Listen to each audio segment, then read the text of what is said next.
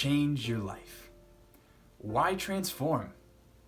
Why not just keep doing what you're doing and follow the path of least resistance? What is there to gain by working on yourself and developing yourself? What is there to gain by pushing yourself to accomplish more, to hold yourself accountable, and to demand more of who you really are? Why not just play video games and watch Netflix and watch those really cool series with really entertaining storylines? Why journal? Why meditate? And why try to pick apart the areas in your life where you could be improving? What is there to gain by all of this? Doesn't that just sound really nice? Just curling up on the couch with a nice warm fuzzy blanket, big bowl of ice cream, and just your favorite show on Netflix. Doesn't that just sound so nice? You know, you don't have to do all this hard work. You don't have to keep making videos. You don't have to keep journaling and improving yourself and doing trauma release and healing yourself. Just eat the ice cream. You know, that cookie dough, those little bites, they taste so good. They just get on your palate and just make an experience. You know, it's just so much easier. Just do that, you know? You don't have to get better. You don't have to get out of your comfort zone. No, just stay nice and relaxed right where you are and continue to be the battery in our system, making us money. Or you can decide to make a change and be like, that is not for me. I want something greater. I know that I have a deeper level of potential that I'm not yet tapping into. But I want to unleash that, and I want to take active steps towards becoming that greater version. That version of me that is fit with a nice physique. The version of me who is giving and loving and very expressive and sharing. I want to be the person of me who is able to heal others and to share what I know so that they can learn and better their lives. I want to be the version of myself that is abundant financially, where I don't worry about going to a fancy restaurant.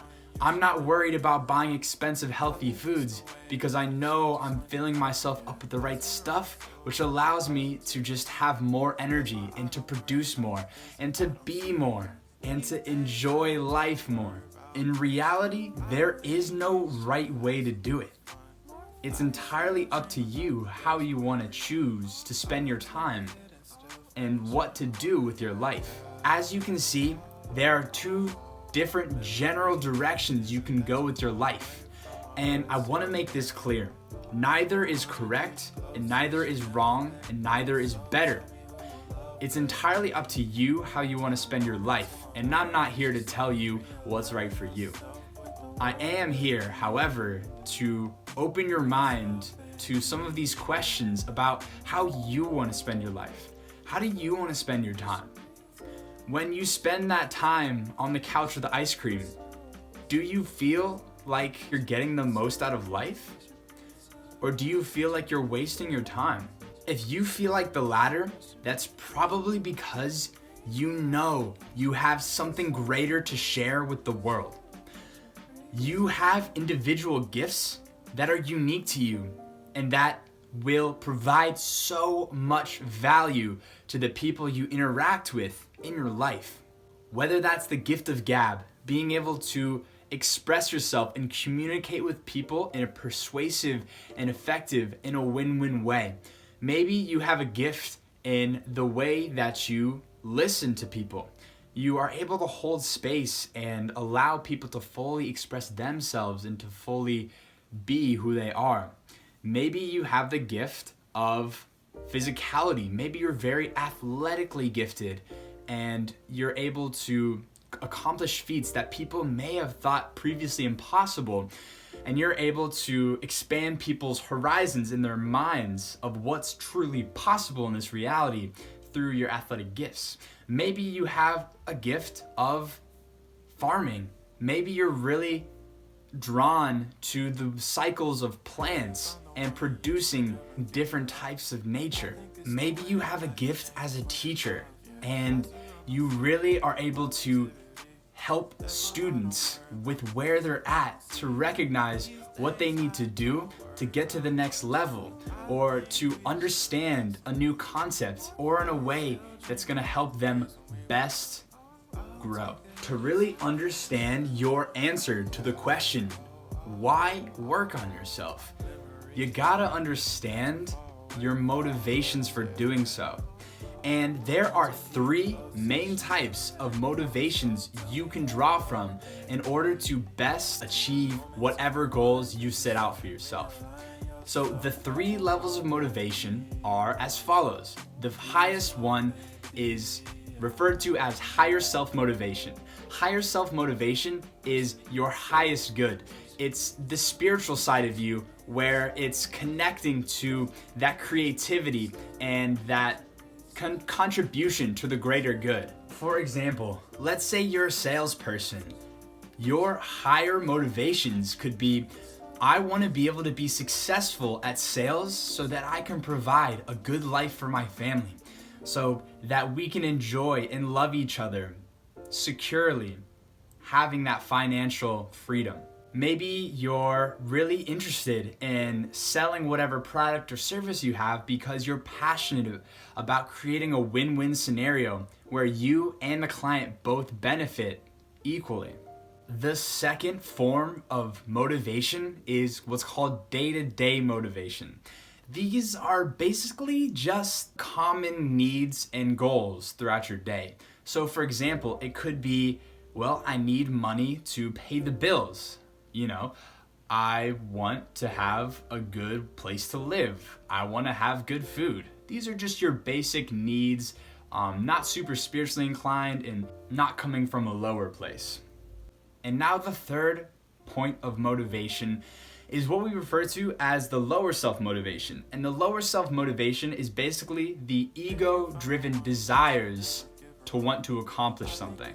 For example, maybe that salesperson wants to prove the people wrong who have doubted him that he could be a successful salesperson. Maybe, he wants to make a lot of money to, feel really cool and to, just buy a bunch of things just to make them feel good and have that validation. What you want to do is you want to truly break down each motivation for each goal you have in your life. So let's say the salesperson wants to make $100,000 a year. Well, he would want to describe why he wants it for his higher self, what he gains for his day-to-day self, and then what he would gain for his lower self. You would want to go into detail of what actually that would look like and what would happen and how it would make you feel. So you have the 2 orders of consequence there. Then after you fully fleshed that out and created a vision and a picture for what that would look like, you want to look into what would happen if you didn't fulfill this goal. What would it be like for your higher self if you didn't achieve that 100K mark? What would it be like for your day-to-day self? And then your lower self. And that's going to help motivate you from both sides. The pain of not achieving it and the pleasure of achieving the goods. So that is what is really going to help you understand what motivates you, and you can use this as a reference whenever you feel like your motivation for your goals is slipping. You can go back to this exercise and remind yourself of why you're going for those goals in the first place.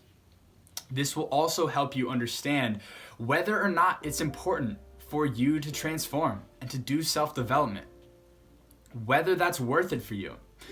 Break it down for each level of motivation. And if the motivations seem greater for why you should do it rather than why you shouldn't, then it's probably a sign that you gotta step it up. You gotta do more. You gotta give more to yourself and the world. You gotta work more. You gotta work harder, because there is more potential for you to tap into. However, if there's more motivation for not doing it, then it's probably not right for you. And that's okay. But you gotta be aware before you could ever know whether or not it is important for you to improve yourself. That was the video for today. I hope you enjoyed. New videos coming out, doing 3 times a week. If you liked, like, comment, and subscribe. Peace out.